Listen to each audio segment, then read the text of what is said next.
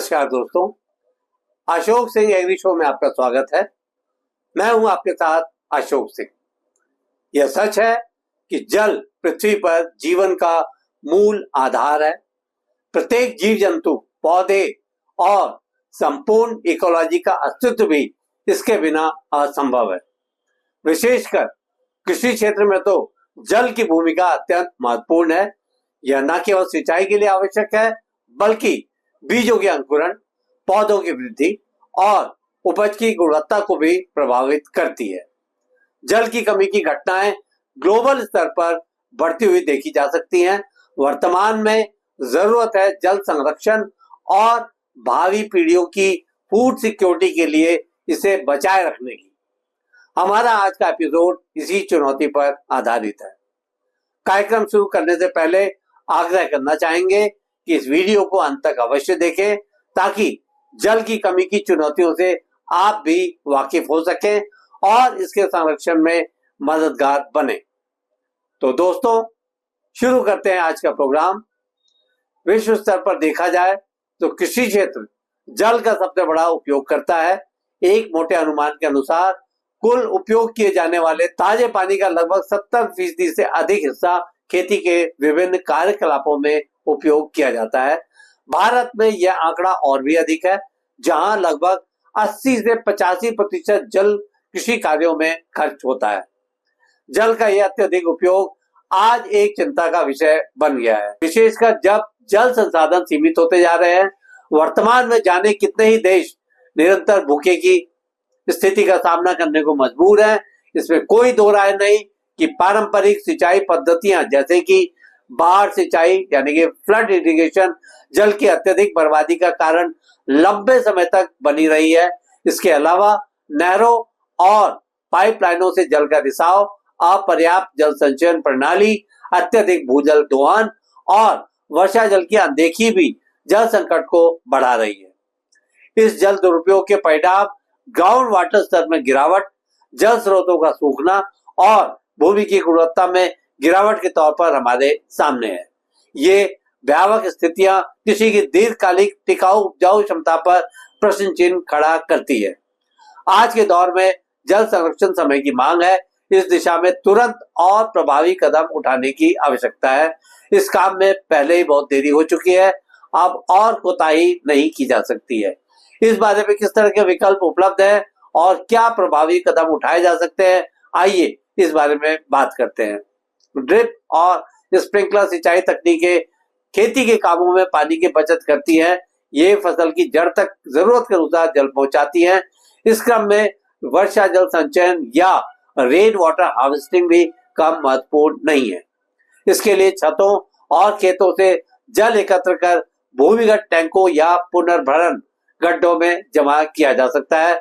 बाद में जरूरत पड़ने पर विभिन्न कृषि कार्यों में इसका इस्तेमाल भी किया जा सकता है। इस प्रकार बेकार बहने वाले वर्षा जल को काम में लाया जा सकता है। बचे हुए जल का दोबारा उपयोग करने को तो जैसे रोजमर्रा की आदत में शामिल कर लिया जाना चाहिए, जैसे कि घरेलू बेकार जल का उपचार कर सिंचाई में प्रयोग, ग्राउंड वाटर रिचार्ज के लिए सूखी बावड़ियों, कुओं और गहराई वाले गड्ढों में वर्षा जल भरकर भूजल स्तर को सुधारने का प्रयास किया जाना चाहिए। आइए ऐसी फसलों पर भी थोड़ी जानकारी देते हैं जो कम जल का उपयोग करती हैं। किसानों को ऐसी फसलों के विकल्पों को अपनाना चाहिए जो कम जल में भी अच्छी पैदावार दे सकती है। ऐसी प्रमुख फसलों में मिलेट्स का नाम लिया जा सकता है। इनमें बाजरा, ज्वार, रागी आदि मुख्य है। ये मोटे अनाज कम जल में उग जाते हैं और पोषण से भी समृद्ध होते हैं।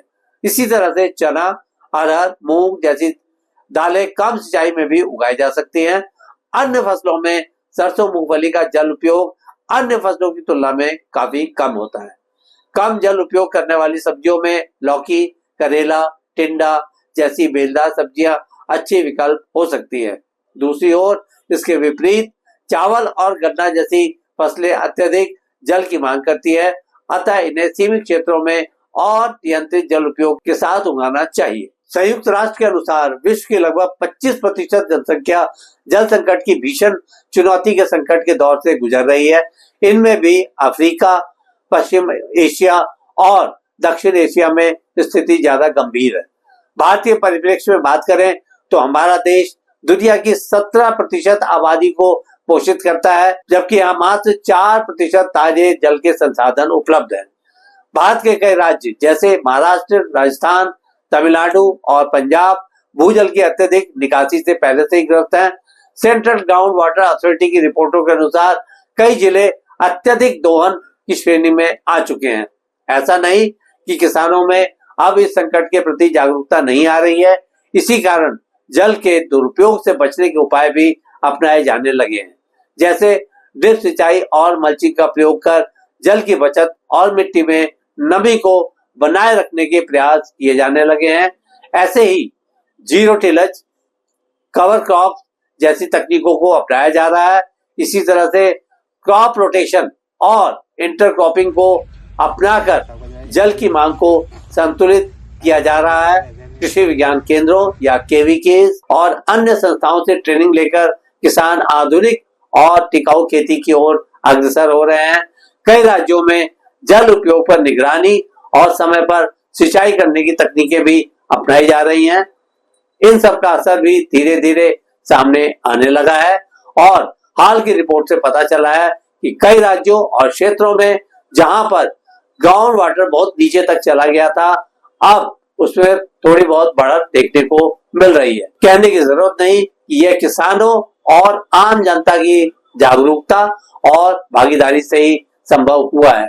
इसके बावजूद यह कहने में कोई हिचक नहीं है कि इस दिशा में अभी बहुत कुछ किया जाना बाकी है। अंत में जल की उपलब्धता और उसका विवेकपूर्ण उपयोग भविष्य की फूड सिक्योरिटी और पर्यावरणीय संतुलन के लिए आवश्यक है। एग्रीकल्चर में जल का हद से ज्यादा महत्व है, परंतु उसका संरक्षण और कुशल उपयोग समय की आवश्यकता है, अन्यथा हमारी भावी पीढ़ियों को हमारी गलतियों की सजा को भुगतना पड़ सकता है। अब समय आ चुका है कि हमें जल को संसाधन नहीं बल्कि धरोहर मानकर उसकी रक्षा करनी चाहिए। यदि आज कदम नहीं उठाए गए तो भविष्य में केवल खेती ही नहीं बल्कि जीवन भी संकट में पड़ जाएगा। आज के एपिसोड में बस इतना ही दोस्तों। कल एक नए विषय पर चर्चा करने के लिए दोबारा इसी समय पर हाजिर होंगे। अगर आपको ये वीडियो उपयोगी लगा हो तो कृपया इसे लाइक करें, शेयर करें और हमारे चैनल को सब्सक्राइब करना ना भूलें। आपके पास कोई सवाल या सुझाव हो तो कृपया कमेंट बॉक्स में लिखें। हम आपके सवालों का जवाब देने के लिए हमेशा तैयार हैं। अगले एपिसोड में फिर एक नए मुद्दे के साथ आपसे मुलाकात होती है। तब तक के लिए नमस्कार।